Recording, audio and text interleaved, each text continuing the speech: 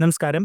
ഭൂകമ്പം തകർത്ത മ്യാൻമറിനെ സഹായിക്കാനുള്ള ദൗത്യത്തിന് ഓപ്പറേഷൻ ബ്രഹ്മ എന്ന പേര് നൽകിയ കേന്ദ്ര സർക്കാർ 80 അംഗ NDRF സംഘത്തെയും 118 പേരടങ്ങുന്ന മെഡിക്കൽ സംഘത്തെയും ഇന്ത്യ മ്യാൻമറിലേക്ക് അയച്ചു. മ്യാൻമറിലെ 16,000 ഇന്ത്യക്കാർ സുരക്ഷിതരാണ് എന്നാണ് വിദേശകാര്യ മന്ത്രാലയം അറിയിക്കുന്നത്. പുലർച്ചെ 3 മണിക്കാണ് മ്യാൻമറിന് സഹായവുമായി ആദ്യ വ്യോമസേനാ വിമാനം ദില്ലിക്കടുത്ത ഹിൻഡൻ താവളത്തിൽ നിന്ന് പറന്നുയർന്നത്. പിന്നീട് 4 വിമാനങ്ങൾ കൂടി മ്യാൻമറിലേക്ക് അയച്ചു.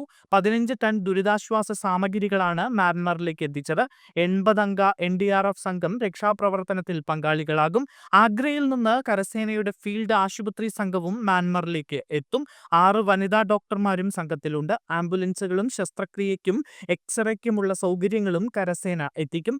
4 നാവികസേനാ കപ്പലുകളും മ്യാൻമറിലേക്ക് എത്തിച്ചു. 50 ടൺ ദുരിതാശ്വാസ സാമഗ്രികൾ ഈ കപ്പലുകളിൽ കൊണ്ടുപോകുന്നുണ്ട്.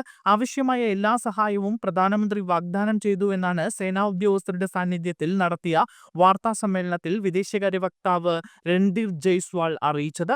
മ്യാൻമറിലെ 16,000-ഓളം ഇന്ത്യക്കാരുമായി സമ്പർക്കത്തിലാണ് എന്നും എല്ലാവരും സുരക്ഷിതരാണ് എന്നും ഇന്ത്യൻ എംബസി അറിയിച്ചു. ബാങ്കോക്കിൽ നടക്കുന്ന ബിംസ്റ്റെക് ഉച്ചകോടിക്കായി പ്രധാനമന്ത്രി പോകുന്നതിൽ മാറ്റമില്ല എന്നും വിദേശകാര്യ മന്ത്രാലയം അറിയിച്ചിട്ടുണ്ട്.